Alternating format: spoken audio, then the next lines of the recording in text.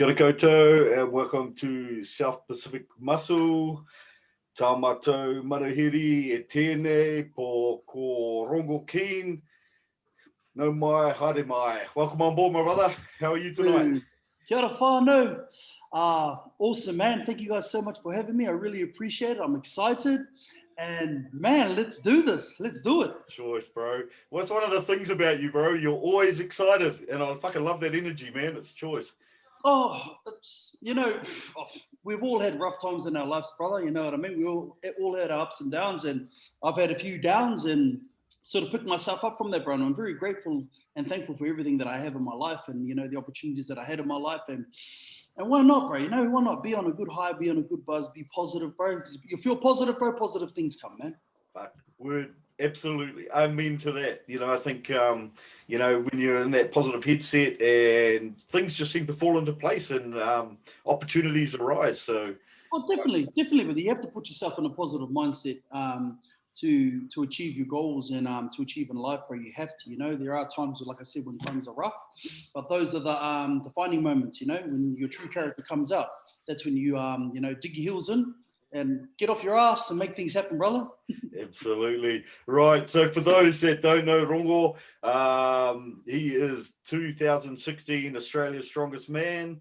2018 world strongman competitor. So, he's footed it up with the creme de la crop, and 2019 was a fucking massive year for you, bro. I was fucking stoked watching that log press. So Rongo set the world log press record with an overhead log press of 207.5 kilos, which we're definitely going to look at later, bro, because that was some sensational stuff, which was in Lithuania, home of probably the greatest strongman on the planet.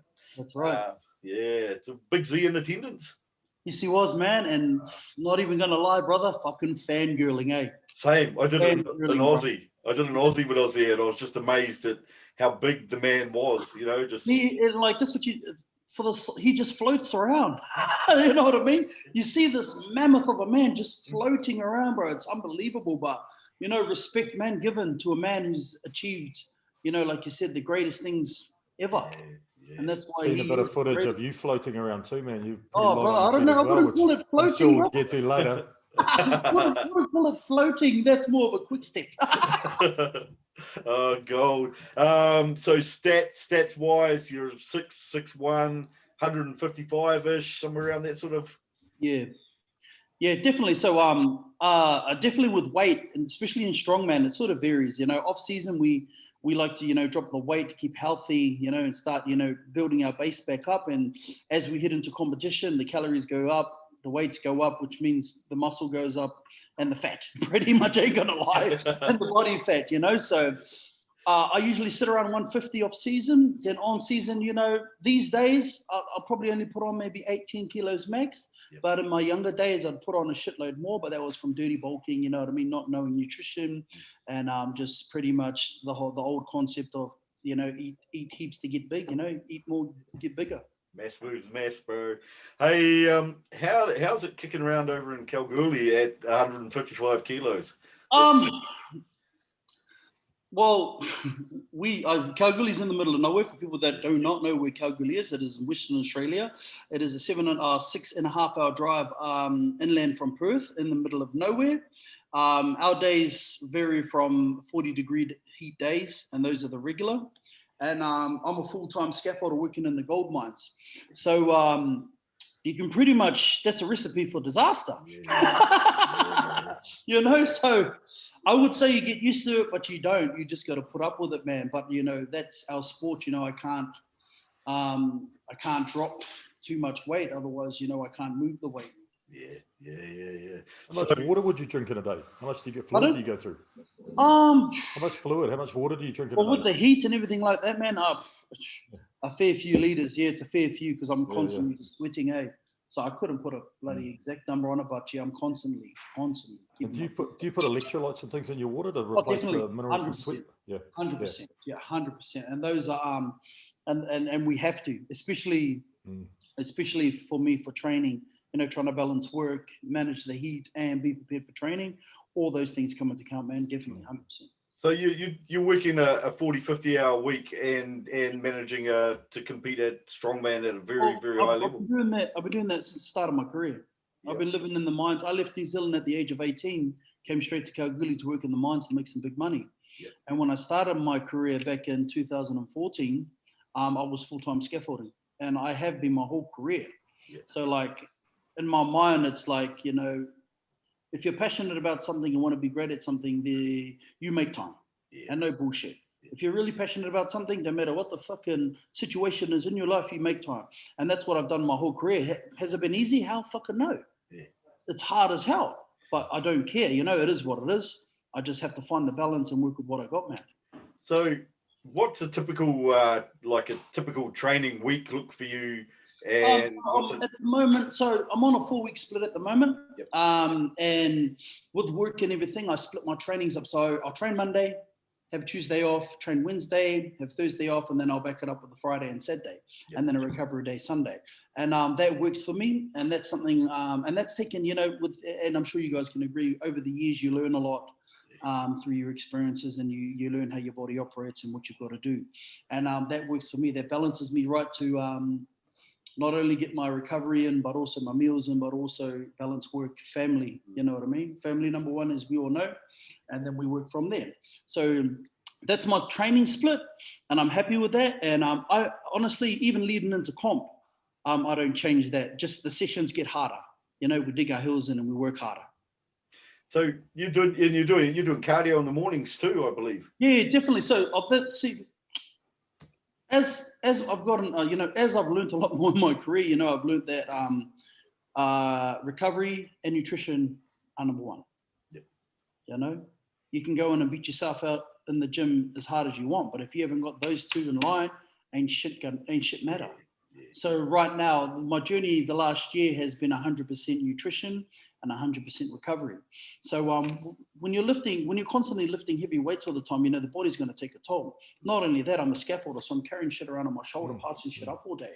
So I've got to find that time to get in, get the blood flowing, get the mobility working, you know what I mean? And that's what I've been working on. And that's been key to my success this year of keeping my body fit. But not only that, just getting rid of all the niggles and finding a lot of weaknesses that I've been working on. Can you give us a bit of a frame of reference for what your nutrition is like? Just general thing, because I can only imagine if you do cardio in the morning, physical work all day in 40-degree heat, and then try and train for strongman after work, there must be a lot of calories going in there. It's quite a basic, you know, I'm working with Nathan Payton. If you don't know who Nathan Payton is, Nathan Payton works with the best, some of the best athletes in the world, not only strongman, NFL players, all of them. You know what I mean? And he's coached 2 World Strongest Man champions, and he's got me on it. It's everyone thinks that you know, it's all changed now. It's all changed. You know, like I said, the old time strongman would eat everything and anything. Well, now it's all changed. You know, there's science behind it and everything like that. So at the moment, my meals are so basic. You know, a day for me is first thing I wake up, oats, protein shake, you know, straight into it. 2 hours after that, 10 eggs. 2 hours after that, 350 grams of meat with 2 full cups of veggies. And I'll repeat that for lunch. Just before training, an hour and a half, I like to do it before training. I'll do turkey patties, rice with duck fat, and that primes me. That'll prime me for training. Now, for the last 6 months, I've stayed away from pre-workouts, all that. I've just gone in and I just backed off all of it.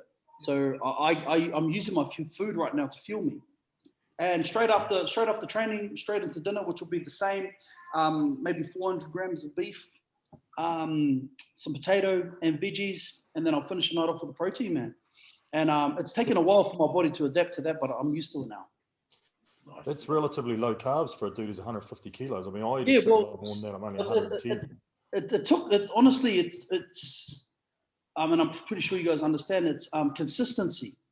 You know what I mean? It might sound like a little bit, but when you're doing that every bloody day, the body gets used to it and the body feeds off it. So my body, you know, if I don't have that meal, my body straight away does not like it. It starts playing up.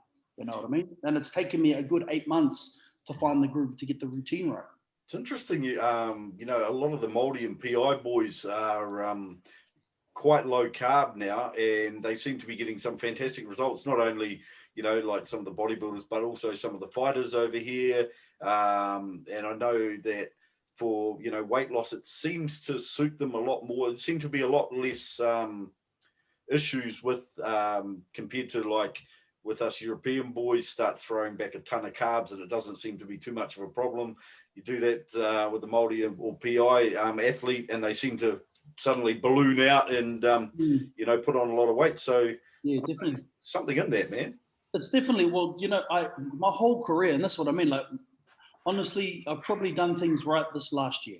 My whole career, I finally, you know, don't get me wrong, I've done some pretty cool things, you know, but I did that half-assed. So I finally sat down and said, well, fucking, I'm here. I'm putting all this effort in, but I need to put it into the right places. You know what I mean?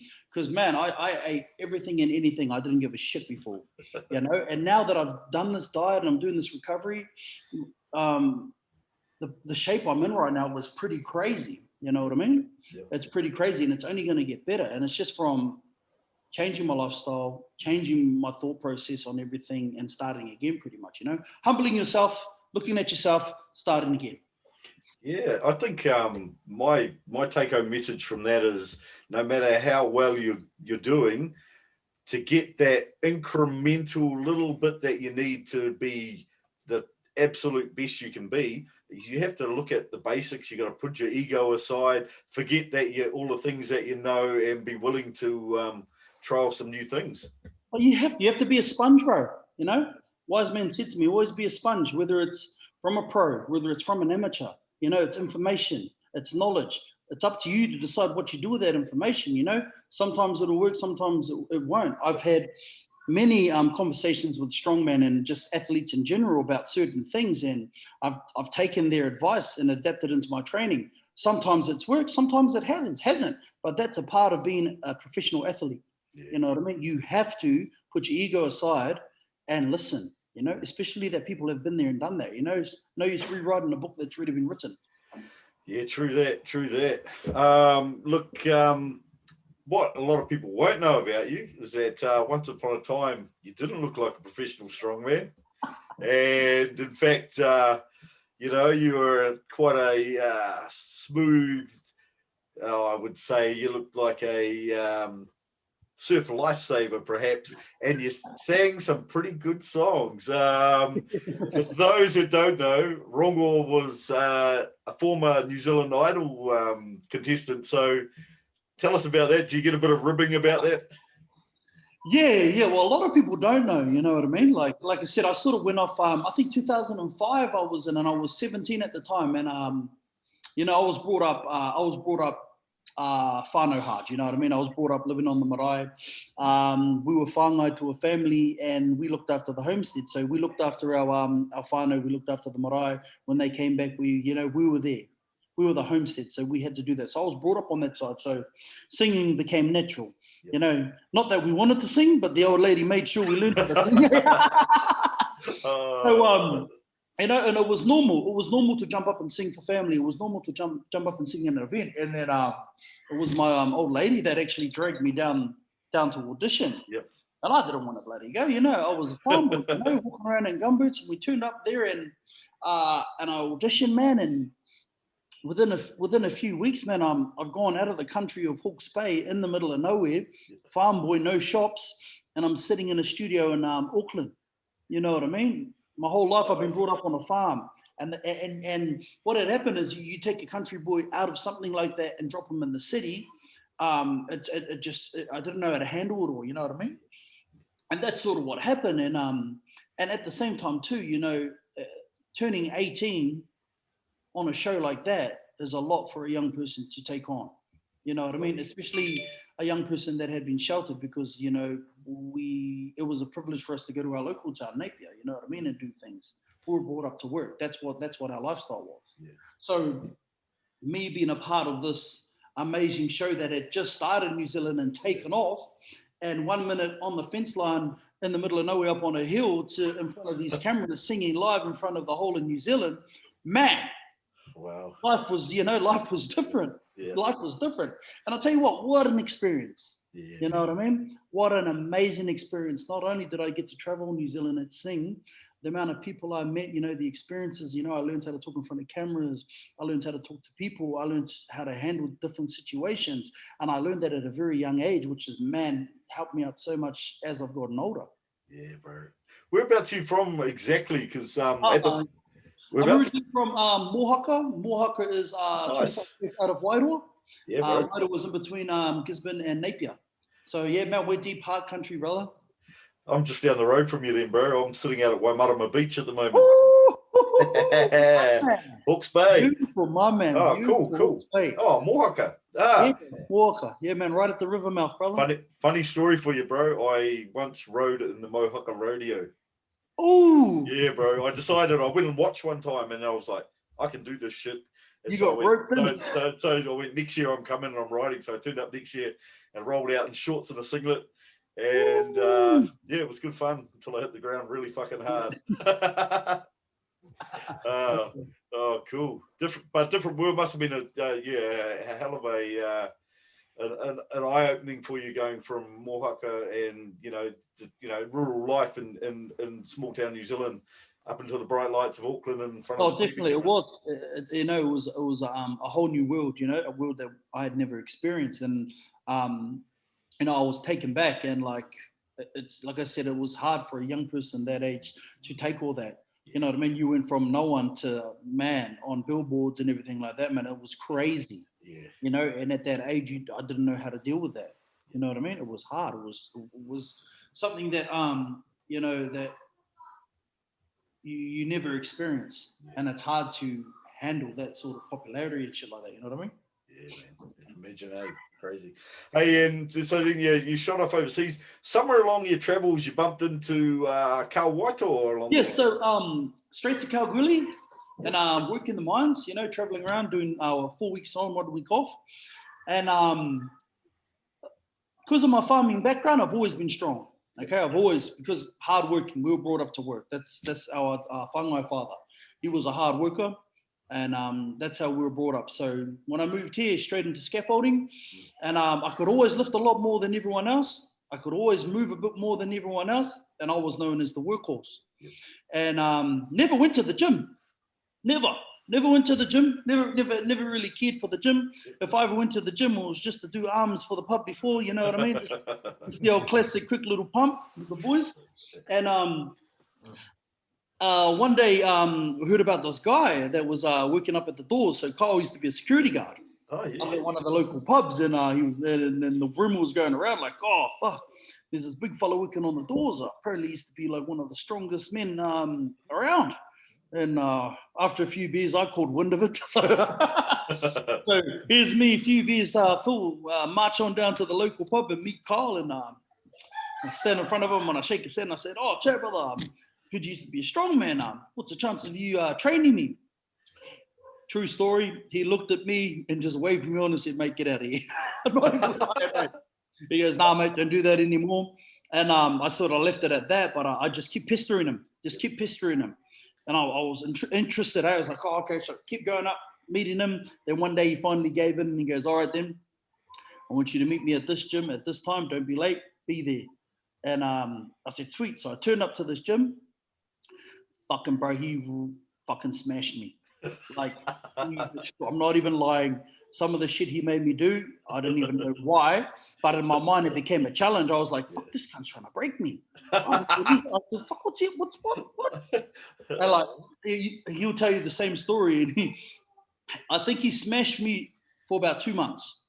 Smashed me. And like, I just kept turning up. I was like, nah, fuck, I'm not going to let you break me. You can't, that was my mentality. Yeah, absolutely. After 2 months, he looks at me and goes, all right, yep, we'll start training now. And my heart just sinks out. Like, what do you mean we'll start training? He's like, oh no, that was your trial. And I was like, yeah, no. He goes, my coach did it to me, and his coach did it to him. Yeah. The only way you're going to survive in this sport is if you can handle it. And for those that don't know Carl Waito, Carl was a very successful strongman competitor. He competed also World's Strongest Man. He was Ireland's strongest man, I believe, at one point in time. Yeah, definitely. He's a man that went out and did it. You know what I mean? And he went out on his own. He traveled the world. He went over and started from nothing, built himself up, man, and stood on the stage and held his own. And respect. That's what it is, respect. So with that, so that gave you a pretty good footing into the world of strongman. Definitely. Well, and quite honestly, I knew nothing about strongman. You know what I mean? And like I said, I didn't really do anything in the gym, but I had the work ethic. Yeah. You know what I mean? I had a back. I had a fucking strong back, and I had a stubborn attitude that fucking I'll do whatever. And that's what got me kick-started. And having that mentality and that attitude, it didn't take very long at all for us to build a good solid foundation. You know what I mean? To start. And Carl's thing was, we're not competing until you're ready. And that means we're going to put the work in until you're ready. And I think I trained for a year before he let me compete. Yep. You know what I mean? And that was a year of hard work. Yep. You know, because he said to me, when we turn up to a show to compete, you're not turning up to take, to persist. You're not turning up for the show, you're turning up to win. Yep. And as time's going on, I'm like, fuck, I'm working my ass off for what? You know what I mean? Like, fuck, I want to compete. And it showed. The first comp I went into, he decided to throw me, never been to a strongman comp, never done it before. Somehow he pulled strings for me to go to New Zealand's Strongest Man. I remember that. I was competing at the time. First bloody show, he reckons, oh, you'll be all right. I'm like, what do you mean I'll be all right? Because I was in the background, like I was training strongman and drifting in and out of strongman and bodybuilding at the time. And I remember hearing Carl Waito's coming in. He's got this guy. He's bringing this guy over. They reckon he's going to win it. And so the hype was already there about some guy who had never done a strongman comp before. Yeah, so, and that's what I mean. And the whole time I'm sitting there going, what do you mean? Like, fuck, And he just said, nah, we're going to do it. So I just went, fuck it, let's do it, And like, honestly, awesome experience. Turned up there. I think I came like 5th. First time touching half the implements and all that, but just the culture and just the grind to get there, And that's when the switch hit. And I went, fuck, I can do this. Yep. I can do it. I can fucking do it. And that's when the journey began, man. Cool. And like Matt Rossiter, who was running the competition, always ran a very good competition. And, may he rest in peace. But, there was a really good crew around that time too, and some very competitive New Zealand strongmen at that time. So I guess it was a trial by fire. Especially, that year and the year after. Yep. Man, you had some freaking some powerhouses, Fire, right? You had the Wolf, you had upcoming Matt Rag. Not only that, you had the old boys coming through, even throughout. They were all there. They were all in their peak, and to be put into that situation builds character. You're either going to stand the fuck up or you're going to bow down like a little bitch. I think even to get there and into it, I can't really recall anyone who's ever entered that competition that I haven't got respect for, because to actually have the balls to turn up and front with the guys that were competing, you've got to back yourself and you've got to have done the work, Not only that too, Matt ran an awesome qualifying system. Yeah. So you didn't just turn up, you know what I mean? Like you had to do certain things or lift certain numbers. He was there to put on a good show to get the best there to get it to go head to head. That's what it was all about. Yeah. So it was like, you weren't just handed like, even Carl pulling strings, I still had to show him what I could do. You know what I mean? Yeah. And like I said, it was a hype. It was a hype to bring up, and Carl had his own name. Yeah. So the amount of pressure that was on my shoulders was like, shit, all right. Yeah. Get there and bloody choke. You know what I mean? I still remember my first strongman comp and actually kind of going in, and when you haven't used all the implements and some of the events you've never even actually really done, you've only kind of mimicked, you kind of come in and your fucking eyes wide open, man. You're like, holy fuck, I'm really here. Definitely. And that's the good thing about grassroots strongman. You know what I mean? That's all about building character. Yeah. Doing that sort of stuff teaches you to learn and to adapt to certain situations, you know what I mean? But that's the grassroots, bro. That's where it all begins. Yeah. That's where the hunger begins. That's where the respect begins, 100%, bro. And so from there, tell us more about your journey from there. So you went back. From there, man, from there, the eyes were open. We came back and it was time to set new goals. It was like, then, all right, fuck, we got thrown in the deep end. We did okay. well, let's keep going and let's do better. From there, I entered WA Strongest Man. I think it was like a month later. Western Australia's Strongest Man, and there were some monsters here. Dan Macri and co like that. Yep, Dan Macri and the boys. Yep. True story. Yep. So I reached out to Dan and said, "Oh, you know, hi Dan, Rongo is my name. I live in Kalgoorlie. I'm interested in competing." And he goes, "Oh yeah, come on down, mate. Mingle with the boys. We'll put you on the list." And I turned up. I turned up to the comp in rugby shorts and a hoodie. Not even like, you know, turned up to the comp, rugby shorts and hoodie, and all these guys were standing there, and man, some monsters, eh? Yeah. And I'm sitting there going, shit. Carl's looking at me like, oh, yeah, we'll see how they go, you know. And I was who the hell is that guy? Yeah. You know what I mean? Who's that guy in the corner with the rugby shorts and the bloody runners on in the corner? And I was like, oh, okay then. And man, these two guys were picked to win, absolute monsters. Like monsters. One was already the year before's WA Strongest Man, and this other guy was chasing him down. And the comp got underway. And back then, bro, there was an animal in me, man. Like once I let him out, bro, I didn't give a shit who was in my way. I'd destroy you. You know what I mean? I was ready for war. I'd fight you if I had to. Yeah. So comp gets underway. Fuck, I let the animal out. I think I win the first two events, and everyone starts looking around going, who the fuck is this guy? Yeah. You know what I mean? And like, I'm quite just keeping to myself, you know, don't really know anyone and stuff like that. Gets to the final event, and I'm neck and neck with the top guy, neck and neck, and it comes down to a stone off, 150 stone for reps, and I never had a stone. Oh, I never had a stone. I never had an Atlas stone. Sorry, all I had was a stone I found out the back in the mines. Yep. So, I won the event before, so it's up to him to set the number that has to be beaten. Yep. True story. And I'm sitting there and I'm trying to warm up with the stone, fucking never put tacky on. I'm sitting there freaking out. This guy sits, I think 3 went over. 3 was the best that anyone before him put over. He put up 6.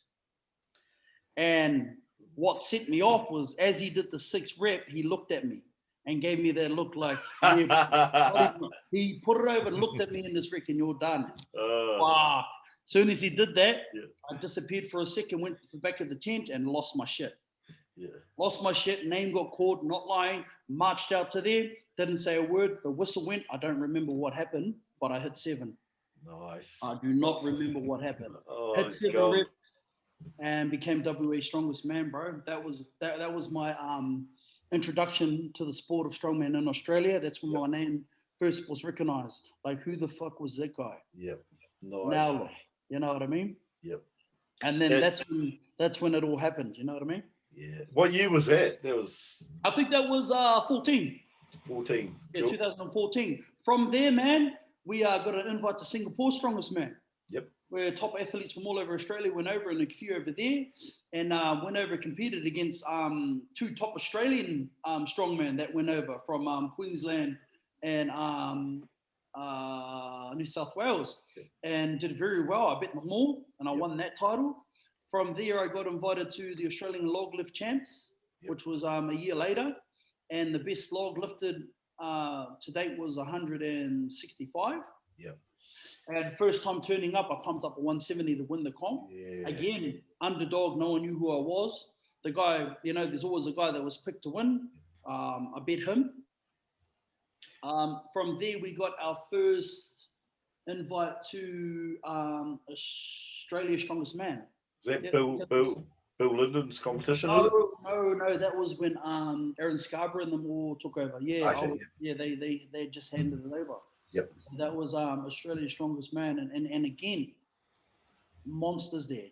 Yeah. You know, monsters.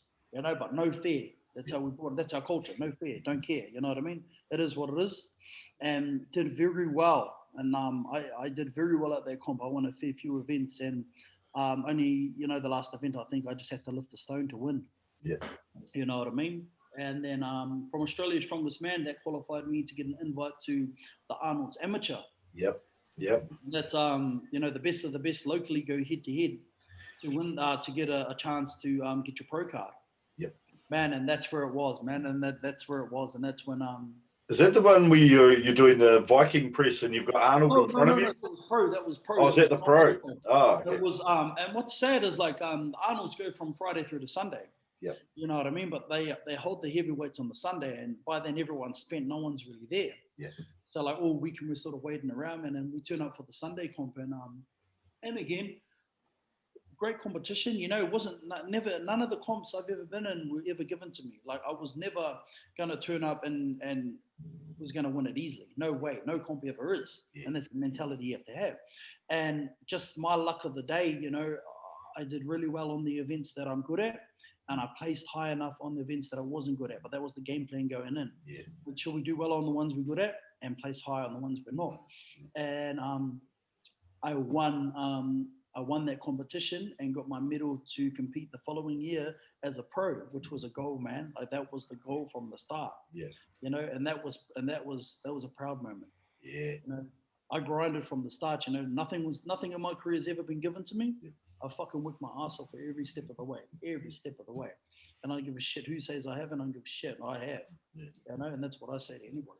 No, there's no one in strongman, I think, at even top amateur level, let alone pro level, that got there by sheer talent alone. You know, it's just not that kind of sport. You know, you've got to have fucking real heart to get there. So you got your pro car. I know you competed in the Arnold Pro because I've seen that video of you Viking pressing with Arnold there. What a cool moment, man. Bro, that was a moment, and like the moment he came and like he sat down and I was like, shit, I'm next. This is gonna happen. Yeah. Holy shit, this is gonna happen. Yeah. And man, it was time to shine. You know what I mean? And like, I'm a great presser. I know I'm a good presser, and I knew there was guys there that I had an opportunity to beat some of the other good pressures there. But it was a moment, you know, I was like, fuck, well, if I'm going to do this, I'm going to give it my all. And if it's in front of Arnold, man, why the hell wouldn't you? This is a moment to remember. Fuck, in front of the legend. So out I stomp, bro, and I shirt off everything, you know? Like, and that's how I compete, you know? I show my taimoko. I show our culture, you know? That's what I'm about. I just ripped it off. You know, some of the organisers are like, oh, you can't do that. And I said, that look of, So like, man, you know, that not only that, you know, before he left after that event, me and my brothers, you know, I called them in and we did a haka, you know, because it was around the time of the Christchurch crisis that happened over there, you know, and so we sort of paid tribute to them, but also, you know, he had never had a haka done to him before. So not only that, bro, we shared our culture with him and the world through haka. You know what I mean? So that's probably one of my top achievements too, you know, is sharing our culture, and that's my goal. Always been my goal since the start of my career is to take our culture around the world. Yeah, that's fucking special, bro. You know, I think any opportunity that New Zealand Māoris get to share, you know, our culture with the rest of the world is just an amazing opportunity to take, and done properly. You know, there's a lot of pride in that for all New Zealanders, really, when we see that kind of thing. So fucking nice. I'm glad you were the first one, bro, with Arnold. That's really cool. Yeah, man. You know, and that's what I said. Like, that's a story I'll take, you know, tell at the pub when I'm old, you know what I mean? Yeah, bro. That's a story that I can keep close to my heart, you know. Not only that, bro, like my whole strongman career, I've had my family with me. And that's always been number one. So my kids, man, you know, my oldest is 9 now. He was in the gym when he was a baby with me, you know, from the very start. He was there. And my second eldest, and even my baby that's on the way. You know, it's and that's how it has to be. Especially as an athlete, you have to find that balance. Yep. To anyone out there who is training and that has a family, number one is balance. Because you're never going to succeed if your family's not in order, if your house is not in order. You're never going to get there, because there's constant stresses on you and your family. And that's from experience. You know, it wasn't all rainbows and sunshine. It was hard when we started, you know what I mean? It's very hard, especially if you have a newborn and stuff like that. You have to find the balance. Until you find the balance, you're not going to go and push and succeed to where you want to go. Yeah, it's very much about that, a balance and having that strong foundation. But one of the things that I've found with a lot of guys I've been talking to is they also draw on their whānau for strength, you know. And one of the boys said, that's what I think about. You know, I think about my family when I lift, and I'm like, cool, man. It's like a very powerful high level motivator, really. Oh, definitely, bro. You have to find that. It comes down to the why. That's what it is. 100% your why. Yeah. Why are you doing what you're doing? What is the result of what you're doing? What is the future of what you're doing? And when you hang your boots up, you know, have you achieved everything that you set out to do? You know what I mean? Like, I'll share with you my why. Okay, I never had a father figure. You know, I never had a father figure. I was adopted. My adopted father was a great man. You know what I mean? And gave me the foundations that set me up to be the man I am today. Mm. So my goal in life is to be there for my children, be a role model for my children. Not only my children, for all children. I'm 100% into youth because that's where it begins. You know what I mean? The problem with our culture today is we have too many kids trying to be leaders and our leaders trying to be kids. You know what I mean? We've got fathers out there running around doing stupid shit. We got kids with no one there to look up to. You know what I mean? So in my mind, it's my job to be a leader. It's my job to show our culture, not only our culture, all cultures, that anything is possible if your back's against the wall. And that's my why, you know, to show, lead the way for my children, all cultures. That's my why. Love it. Love it. Mike, do you want to, any questions that you've got sitting on the outside, not being a strongman competitor and having been there and done that? What are some of the sort of things that are going through your head at the moment? It just struck me to add to that. You're always going to be more motivated in everything you do if it's for something greater than yourself, something outside yourself. That's for something greater. So I mean, for you, it's your family and it's for the youth. So you've got to find that thing outside yourself to motivate yourself. But when it comes to the training, we've had a couple of powerlifters on. So you know, apart from the implement side of things, what does sort of set rep scheme look like for you guys when you do strongman? I mean, well, it varies. It definitely varies because, you know, strongman is unique. You know what I mean? We don't we have our base, which is, you know, the press, the squat, and the deadlift. You know what I mean? Those are the base that we work off. But in strongman, it's outrageous. Every comp is different. We can go from pulling a truck to bloody lifting a horse to trying to move a rock to pressing something over your head. But that's the exciting thing about strongman. To be a strongman, you have to be able to adapt, but also your body needs to be conditioned to adapt. You know what I mean? So a training, you know, especially on off season is back to basics, and it's simple training. That's working on, you know, the basics of, you know, a good press, which is bench overhead, a solid foundation with your deadlift, and a solid foundation with your squat, and working on the accessories to strengthen those areas. Because a lot of the time, strongman, we don't get that time to back off and work on the weaknesses and all the little muscles, you know, because honestly, for a competition, especially in pro, you need a good 4 to 5 months to prep. You know what I mean? In order to turn up ready for the implements, whatever events they throw at you, and ready to perform. Because you cannot just walk up to a stone and pick it up. Do they give you at pro level? Do you know in advance what events you're training for? Yep. So most comps will give you at least a month. Yep. Maybe more, maybe less. You know what I mean? As you know, with any pro athlete, especially in the strength game, you sort of have to be ready, semi-ready, and then have enough time to prep in and tune in. You know what I mean? So you have to have your body in a condition that, all right, then these are the events. It's time to tune in for those events. This is how long. So I notice a lot of the events are based around the sort of 30 seconds to 1 minute. You know, when you're definitely 1 minute. So everything's 1 minute. So we train. I train all the pros train their body fucking a minute of non-stop power. Okay, of just. So if you were doing a set of deadlifts, you'd be deadlifting for a minute. Well, it depends. You know what I mean? Yeah. You wouldn't. You know, you build up to a minute. You'll have your structured program set out to know exactly the numbers you're looking at hitting.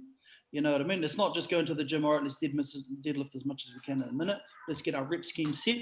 You know what I mean? Let's set ourselves, you know, the rep range with the set range to make sure that everything's hitting the target of what we want to achieve at competition. It's very much like a bodybuilder's progressive overload. So you're working with Sebastian nowadays?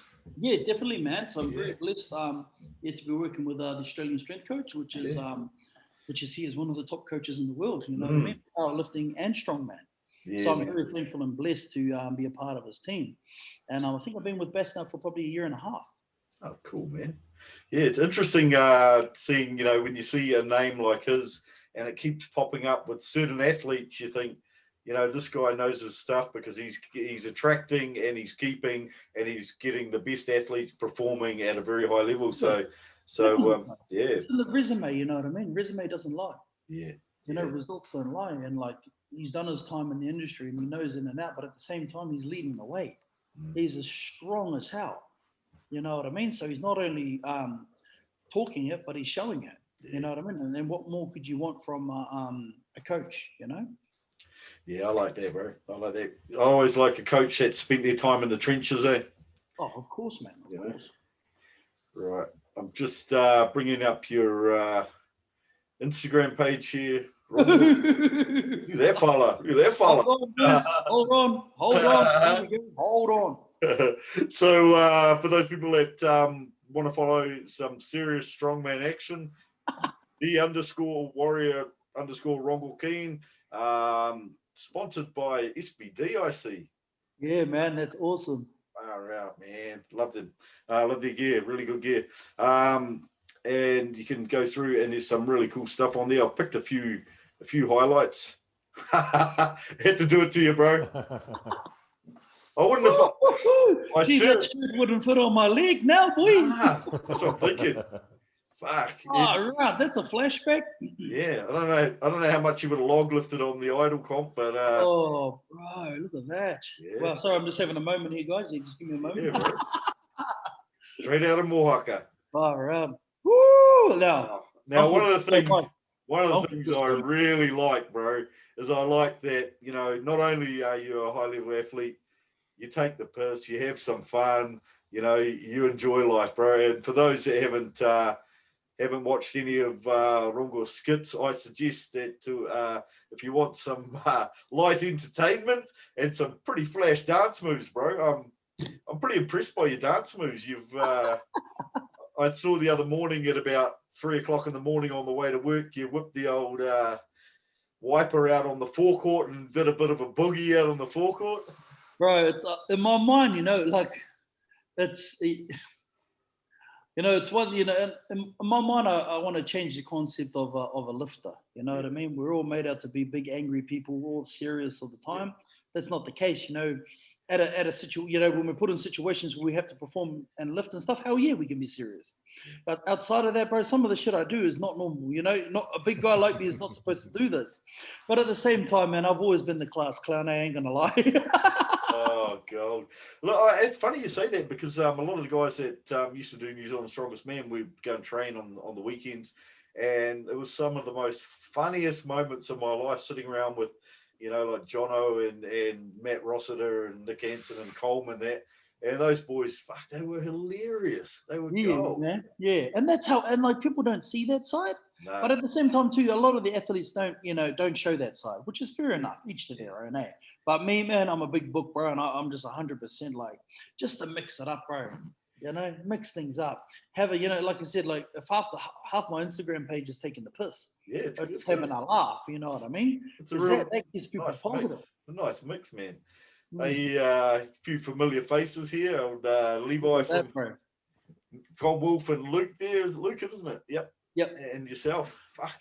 There's some. Got to have there's got to be like nearly 700 kilos of human there. Plus, bro, plus all those three monsters, you know what I mean, bro? So it's very humbling, you know, especially when you get to the world scene, when you stand next to some of these humans, you know, and you're just like, far out. Yeah, but yeah. Wow.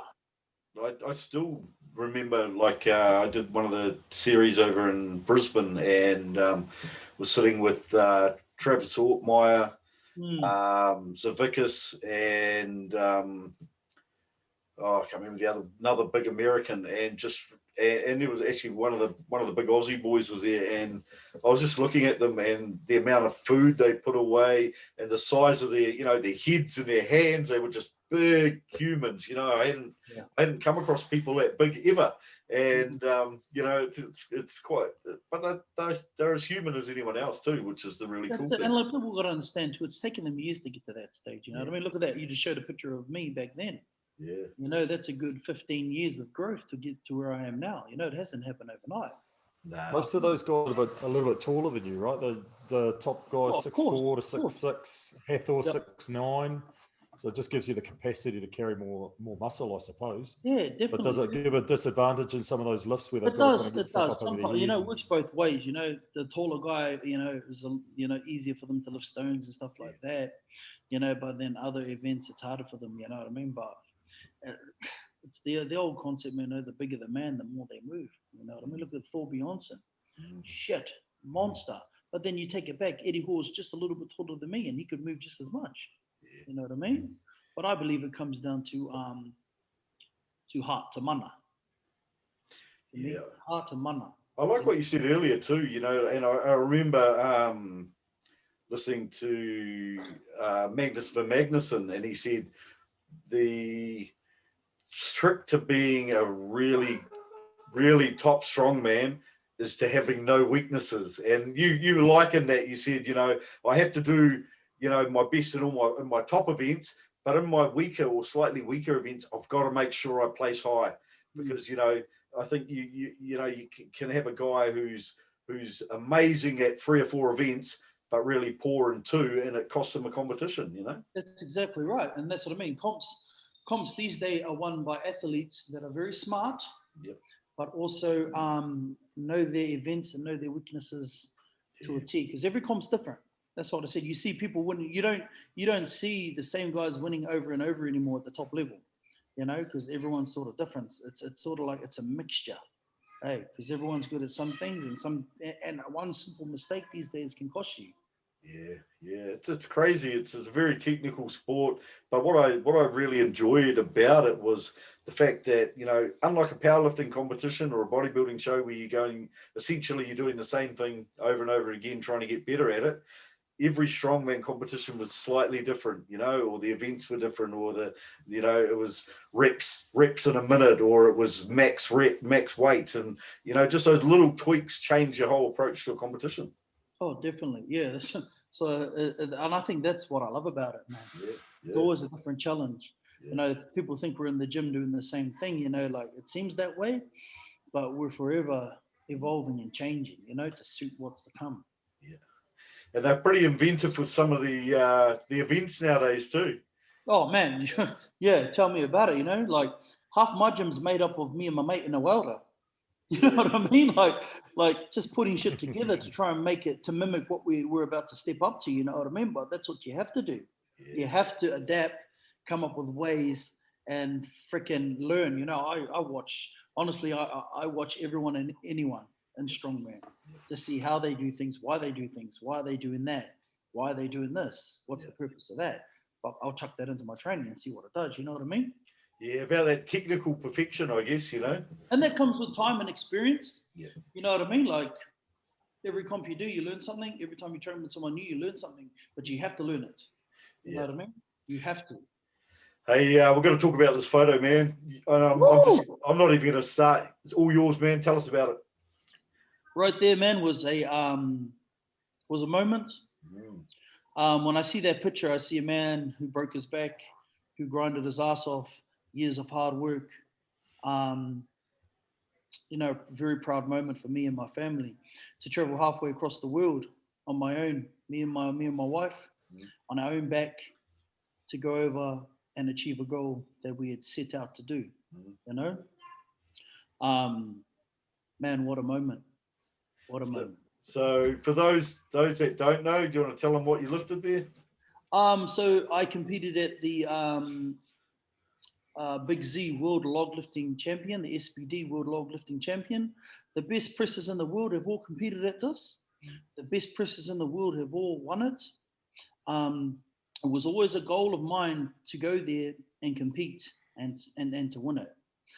2019, I had my chance. And I was not just going up against average pressers, I was going up against the best pressers in the world. Okay.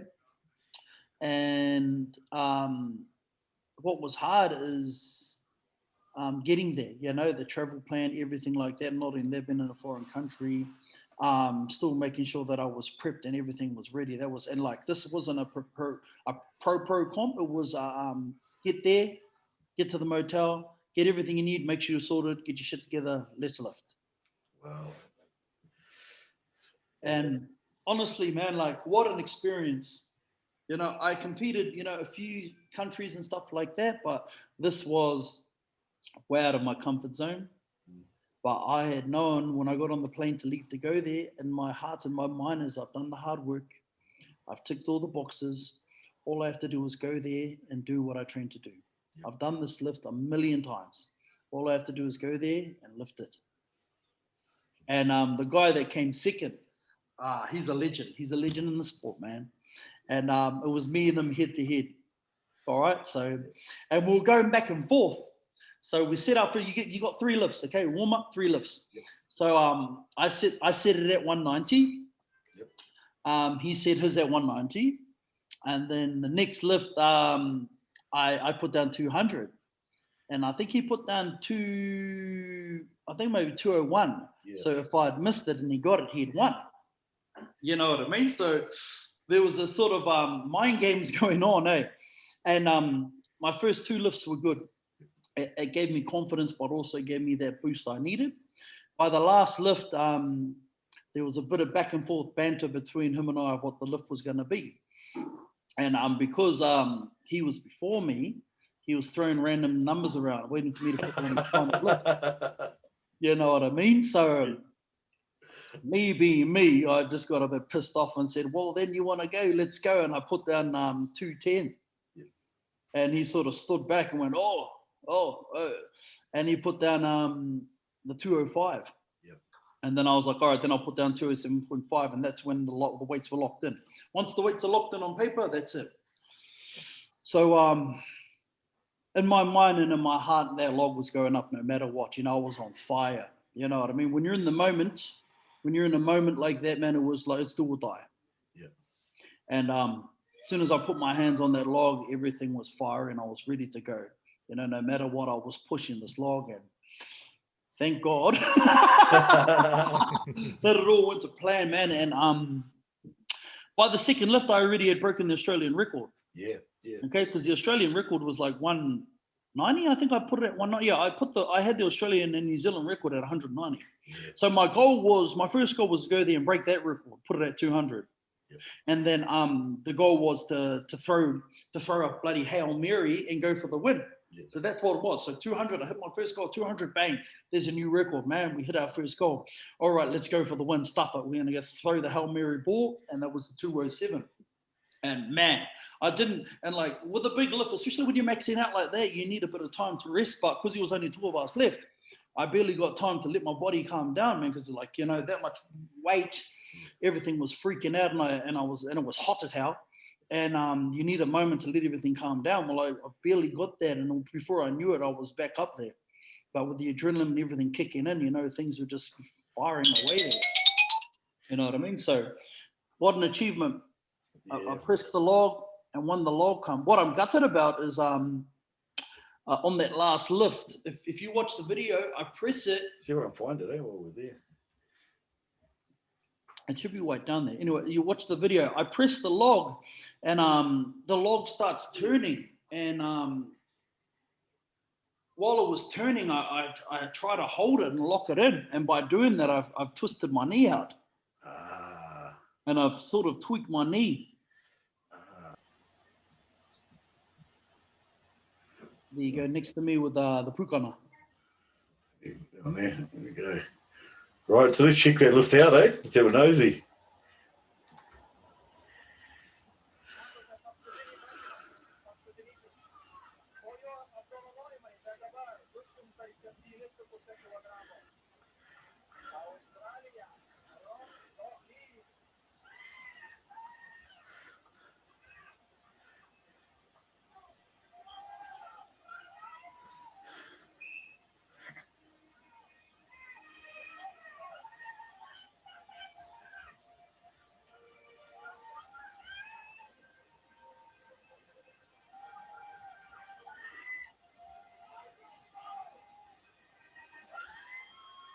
Whoa.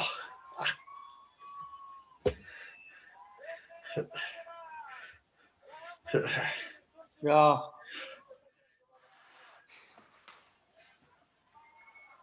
What a moment, bro. Oh, what a moment, man.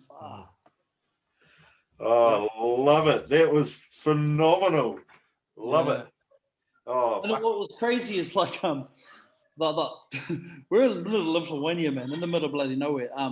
When they have their comp, there's a big like a festival where all the country towns come together and they have this massive festival. So all these people are around. There's people everywhere. Yeah. I'm rolling around with no shirt on, cats out, palmok was out, you know, and like remember where I am. I'm a bloody but like everyone's freaking out looking at me, and I'm freaking out looking at everyone. Just like, oh, everyone's like, oh, it's gold. So like, yeah, man, it was definitely an experience. You know what I mean? Like, people had never seen someone like me before. Yeah. You know what I mean? It's foreign to them. Yeah. To see someone, you know, with tattoos like that, to be out like that. You know what I mean? So it was, I think by the end of it, the mayor was my best friend, you know? So, you know what I mean? Like, yeah, it was like, wow. Get the invite every year now. Oh, man, tell me about it, bro. What an experience, man. Awesome, bro. Hey, we're going to wrap soon, but what I want to do is open the floor to you like we always do to our guests and give you your time just to thank those people that have been important to you, those people that have supported you, and anyone you want to shout out to, sponsors, any of those type of things. Awesome, man. Thank you. First of all, I want to thank you guys. Thank you guys so much for having me. It's been a privilege and an honor, man. Like, thank you so much. Not only that, man, 100% to my family from my day one, you know, supporting me, believing in me, putting up with me pretty much, you know, the whole time. So big shout out to them. Also to my coaches, man, you know, from the start, Carl, Warwick Brown, not only that, the Australian strength coach. To all my training partners, man, that I've passed the knowledge on, that Carl passed on to me. who stuck it out with me over the years, man, and grinded with me and supported me. Thank you guys so much. Not only that, to all the supporters of Strongman, but all the supporters who have supported me along this journey, you know. Thank you guys so much. All the sponsors, you know, that have jumped on board and helped me achieve these goals. Thank you guys so much. And big things are coming, you know what I mean? Like, I've changed my lifestyle around. I'm doing things now that I wish I'd done years ago to better myself as an athlete and also as a person. So I've done some pretty cool things in my career thus far, but for what I've got set, the goals I've set, the things I want to achieve, we're only just getting started. All right, so. Awesome, bro. We will look forward to future events, and look, if anyone is out there in Kalgoorlie, and you really want to go and get tested for 2 months in the dungeon before you're allowed to train, you know who to talk to. But again, thank you so much for coming on, my bro. Really appreciate it. And to all our peeps out there, you stay safe, and we'll catch up with you later in the week.